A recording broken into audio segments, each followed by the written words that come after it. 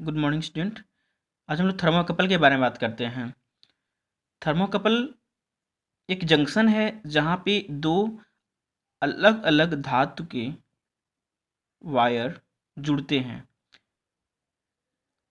तथा इसको हम लोग तापमान के मापन में यूज करते हैं और किसके कन्वर्जन से, इलेक्ट्रिकल प्रॉपर्टीज के कन्वर्जन से। तो कहा जाता है कि temperature is a junction of two different metal या dissimilar metals. It is an electrical device used for measuring temperature। Construction part इसका देखते हैं बेटा। तो ये जंक्शन, ये वायर 1 है जिसका टेम्परेचर T1 है, ये वायर 2 है जिसका टेम्परेचर T2 है। इन दोनों वायर को जिस जिस पॉइंट पे जोड़ रहे हैं, पहला पॉइंट है जंक्शन का जिसको J1 बोलते हैं, ये दूसरा पॉइंट है जंक्शन का जिसको J2 बोलते हैं। ठीक है, ये हॉट जंक्शन है J1 और ये कोल्ड जंक्शन है। ठीक है, दोनों मेटेलिक वायर है और हॉट जंक्शन कोल्ड जंक्शन है। अब क्या कहते हैं, it is a simple thermo electric circuit in which two similar different metals A and B, metal अलग अलग है, at different temperature T1 and T2। Wire 1 का टेम्परेचर जो है, वायर ए का टेम्परेचर T1 है, वायर 2 बी का टेम्परेचर T2 है, respectively are joint through two junction known as J1 J2 known as hot junction cold junction. फिर देखते हैं इसका वर्किंग प्रिंसिपल और या थर्मोइलेक्ट्रिक लॉ। मतलब ये जो जो थर्मोकपल जो है वो जिस लॉ पे काम करता है उसको थर्मोइलेक्ट्रिक लॉ कहते हैं और वही इस का वर्किंग प्रिंसिपल है टेम्परेचर मेजरमेंट करने का। तो according to thermoelectric law, when two dissimilar metals wire are joined and junction point is heated at more temperature than that of free end temperature, then there will be produce an electromotive force between free ends between free ends।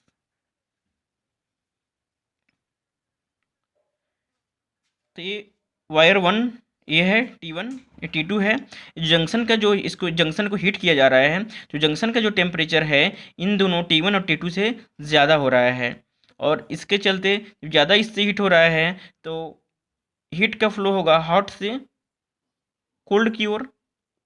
इसी प्रकार से यहाँ से एक voltage gap हो जाएगा, voltage generate हो जाएगा और जब वोल्टेज जनरेट हो जाएगा तो फिर क्या होगा, करंट फ्लो करेगा और जो हायर टेम्परेचर पर है वो प्लस चार्ज उस पर होगा और जो लोअर टेम्परेचर है नेगेटिव चार्ज होगा और फिर करंट फ्लो करेगा पॉजिटिव टू नेगेटिव सर्किट में। इस प्रकार से अब यहाँ हम लोग देखते हैं प्रोड्यूस जो ईएमएफ है वो किसके फंक्शन है, तो टेम्परेचर का फंक्शन है। यहाँ पर जो इलेक्ट्रोमोटिव फोर्स है या वोल्टेज जो गैप, वोल्टेज डिफरेंस जो क्रिएट हो रहा है वो किसके डिफरेंस की वजह से हो रहा है, तो टेम्परेचर में डिफरेंस की वजह से हो रहा है।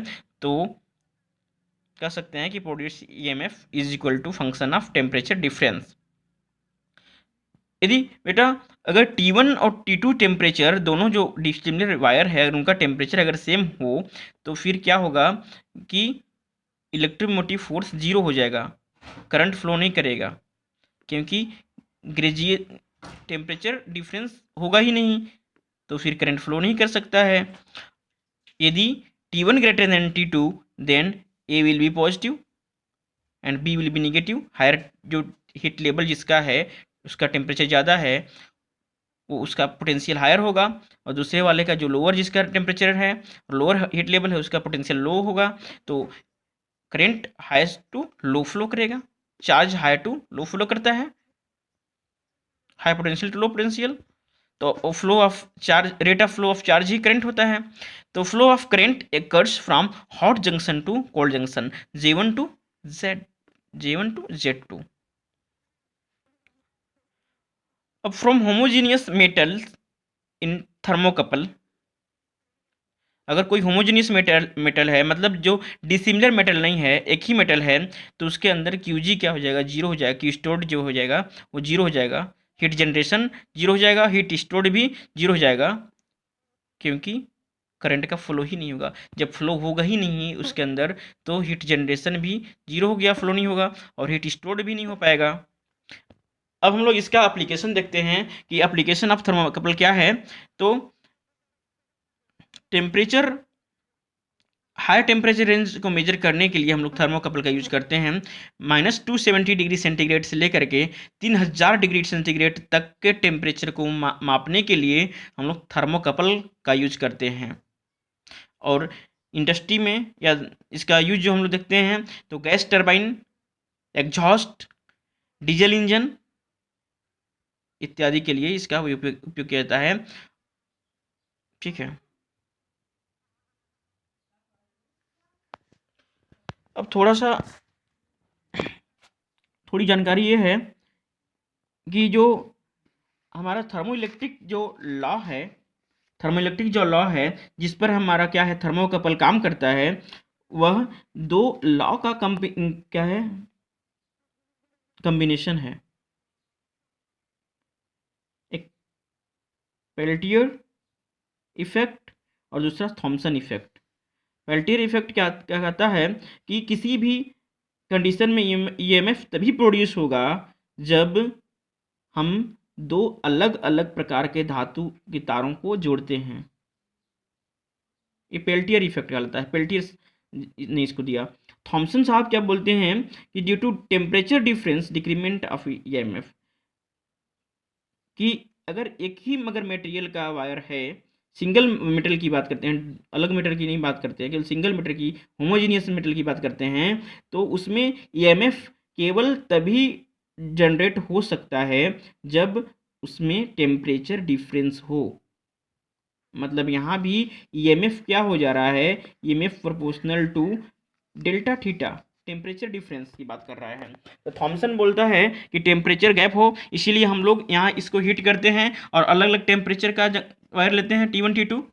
दूसरा बोलता है पेल्टियर इफेक्ट। क्या पेल्टियर साहब ने क्या बोला कि दो अलग अलग मेटल वायर को ज्वाइन करते हैं, तभी क्या है कि ईएमएफ जनरेट होता है, प्रोड्यूस होता है। तो दो अलग अलग वायर भी हो गया। इसी प्रकार से हम लोग कह सकते हैं कि जो थर्मोइलेक्ट्रिक लॉ है is combination of two effect और two law given by Peltier and Thomson. अब इसका डिमेरिट क्या है कि जो हमारा थर्मोकपल है, कम रेंज के टेम्परेचर के लिए या कम टेम्परेचर के लिए, लोअर टेम्परेचर के लिए ज़्यादा अच्छा नहीं है, लेस सुटेबल है, कम सुटेबल है,